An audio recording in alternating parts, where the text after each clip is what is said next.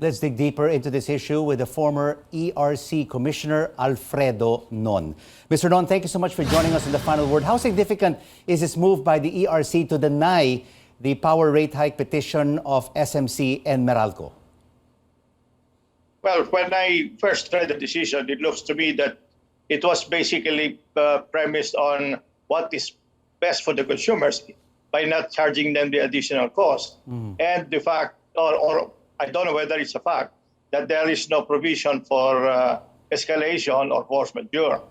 Now, I don't believe that there is no such provision in the agreement. Even if it's, they would call it a fixed contract, there must be something there that would allow the generators to get something in case of the situation such as this one.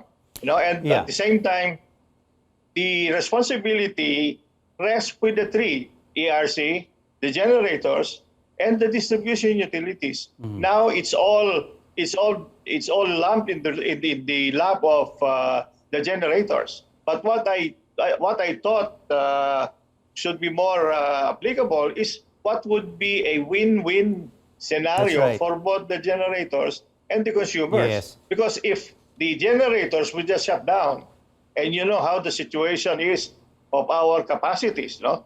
This will be out of the capacity available, and Meralco or other distribution utilities will be forced to obtain the capacities from OSM or maybe from other sources that are even more costly. So where is the savings to the consumers? Yeah, because because they Mr. Non, okay, let's rebid it. yeah, because If Mr. we Non, rebid it, it will be based on current costs also. because Mr. Non, Meralco manifested in a clarificatory hearing last September 1st that not granting the petition could cost Meralco consumers around 10 billion pesos per annum up to the 2029 based on its simulation versus 5 billion pesos if the petition was granted. And consumers would definitely be in a better position with the SMC Meralco petition. Yes. Well, I'm not sure about the numbers, but definitely denial would cost the cost of the additional cost to be shouldered by the generators themselves. It doesn't mean that the consumers will be free from the shouldering of this cost, because the cost will come out somehow in a different form.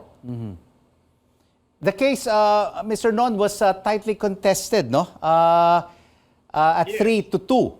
Two other commissioners voted in favor of the joint petition. What was the main rationale of the dissenting commissioners in favoring the temporary price increase being applied by SMC and Meralco?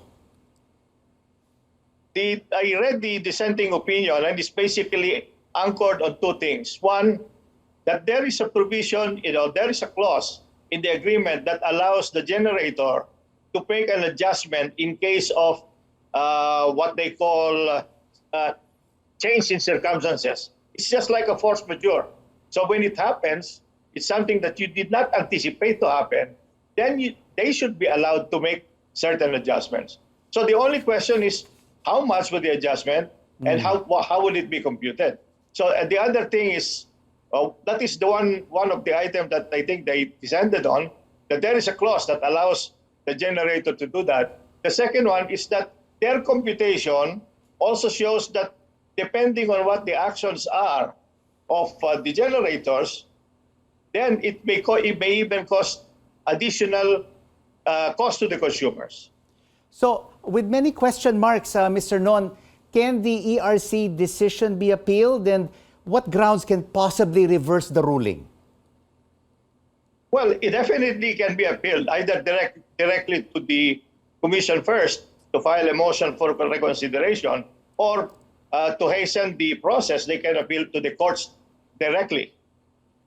And how soon, Mr. Non, can we, if ever, see a possible reverse of the ruling? Well, it depends on how fast the ERC can make the decision. See? I think this one, it took, I don't know how long for them to make a decision. I don't have that control of the time frame by which they make certain decisions.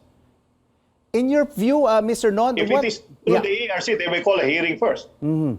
so it could take, how long could the process take, Mr. Non? Maybe 2 to 3 months. 2 to 3 months, so before the end of the year. Yeah. In your view, Yes, what could be improved in power supply agreements to make sure that there are contingencies from unseen global shocks like supply disruptions because of the war in Eastern Europe and the currency depreciation? I believe that there is already a certain clause in the agreement. It's just not being discussed in the decision. The term that they call change in circumstances, it has to be defined. What are those changes in circumstances that would warrant the adjustment of the price, even if it was contracted at a fixed basis? And if you take a look at these It has to be defined properly. It has to be defined properly. Well stated. But it becomes a legal issue. Because these power supply agreements are also long-term, no? They look ahead to make sure Yes, supply is stable and consumers will be protected from market volatilities. Mr. Non. That's right. But do you believe that the price will stay the same for 10 years? No way. Thank you, sir. That's why it has to be properly defined in terms of what will trigger the adjustment process. Because they allowed it to be in the contract anyway. We'll have to leave it there. Thank you so much for your insights on this issue, former ERC Commissioner Alfredo Non.